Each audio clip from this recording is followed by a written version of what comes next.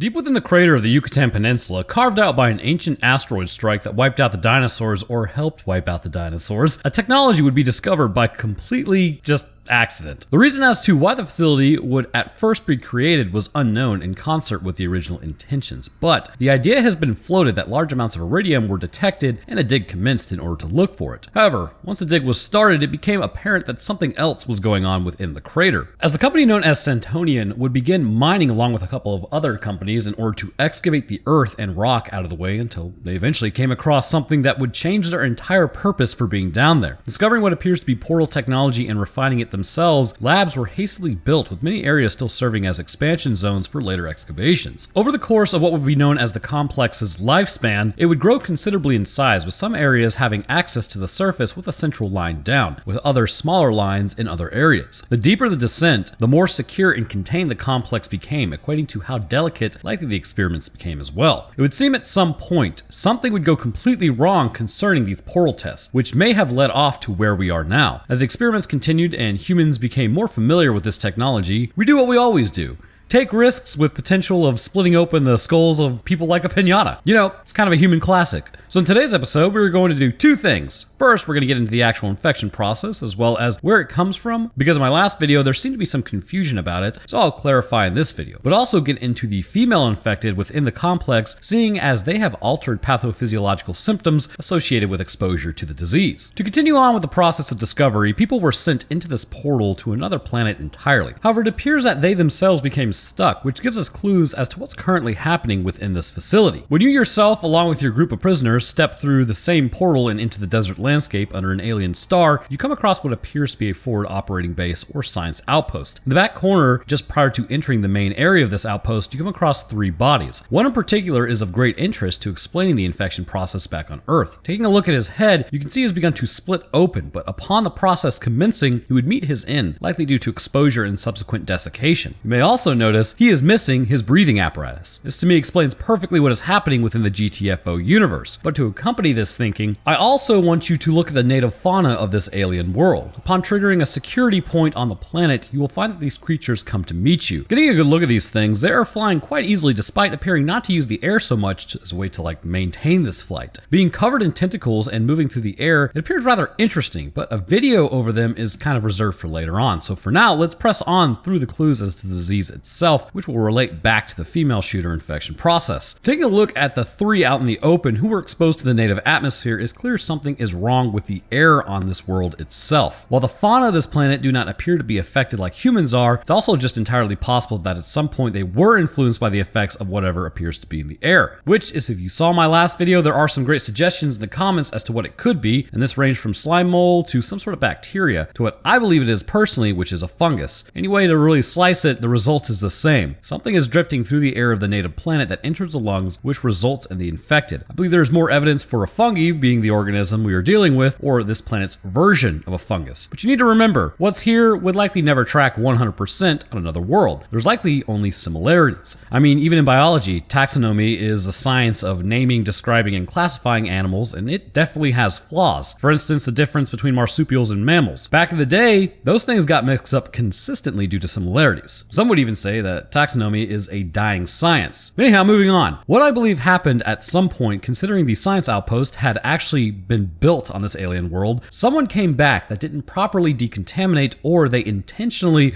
took off their mask after possibly finding out that the air was breathable. But with this, the native fauna hailing from likely a similar atmospheric composition to Earth, considering that we see three people who were alive at some point and didn't immediately expire by suffocation on the alien world, went back to the clean environment of the complex, where the disease would begin spreading through the facility, infecting everyone. While security measures were deployed as attempts were made to really just control the spread, something would happen that resulted in an explosion in the lower levels. Now, whether it was intentional or not remains to be seen, although I would definitely think someone down there attempted to control the spread by trying to detonate the complex, but this would not work as well as they hoped. Instead, it would open up a large hole amongst several different security levels, spreading the organism even further. As all the levels of the complex were infected, it would work its way from the lower levels to the upper levels, resulting in those below to have much more pronounced and varied symptoms as they had been infected longer. Discussing the males in the last episode, which if you want to see that, I'll actually put a card up on screen here relatively soon. The other side would be the female scientists and security involved in the experimentation process. The females are rather interesting in that their presentation is quite different, which there's likely a reason for this being the case as opposed to their male counterparts, which we'll discuss in a moment. But for now, I believe we all know where we should probably start to understand their outward physiology before moving into their anatomy. Because I forgot one crucial thing,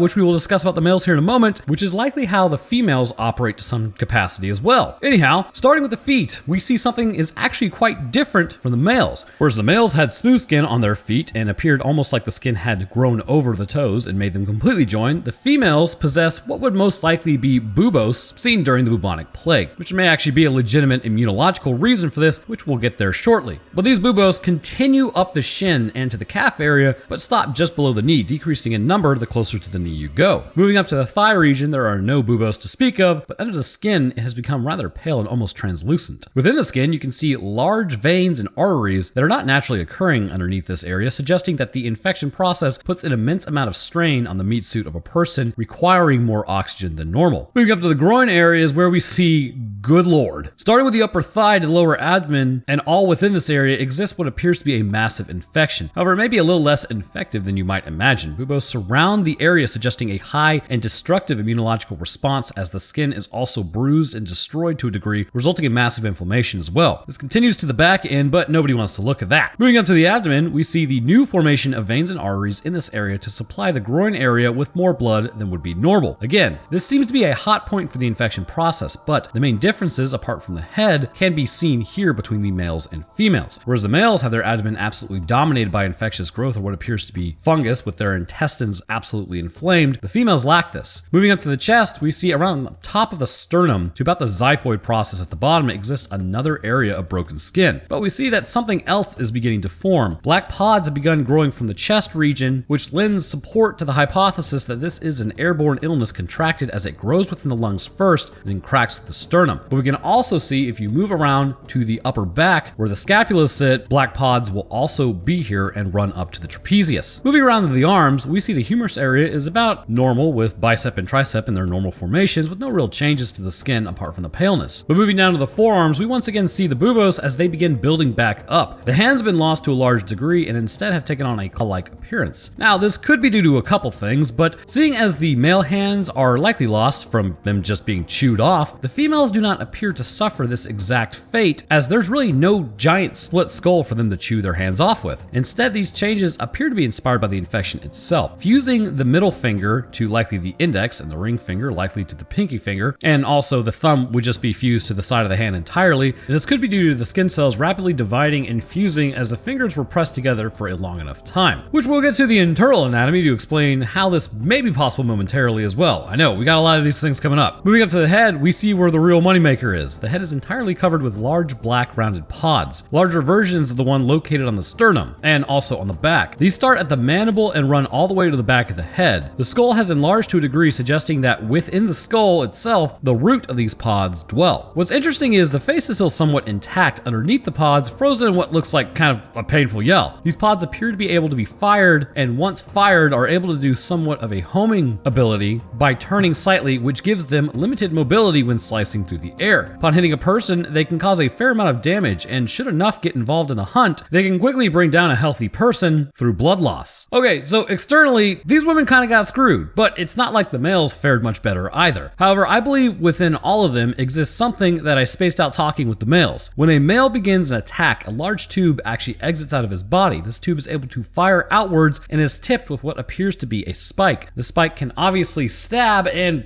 would look pretty painful, and probably is painful. However, what is it made out of? For this tube to exist as it does, it would need to be muscular in nature, which, if you really want to know what your intestines are made out of, this area is classified as something known as smooth muscle. You have several different muscles in your body. Well, 3 actually. Skeletal muscle is at your command, and that's what you use to move, blink, breathe to a degree, and interact with your environment. The next is cardiac muscle. Obviously, this is specific to your heart, and it's best just not to think about it stopping, because we are quite literally being kept alive by muscles contracting that are completely outside of our own control. I know, existential dread and all that. But the third muscle type is smooth muscle. Smooth muscle makes up a plethora of internal processes abilities and controls a lot of functions that we take for granted, like the diaphragm moving to help us breathe, the digestion moving food through the guts. But this contraction of smooth muscle and movement is what's critical to understanding the tube of the males and the firing ability of the females. The intestines of the male is what's being fired out via smooth muscle contractions, likely accompanied and spurred on by the fungi growth influence. This may also explain why the males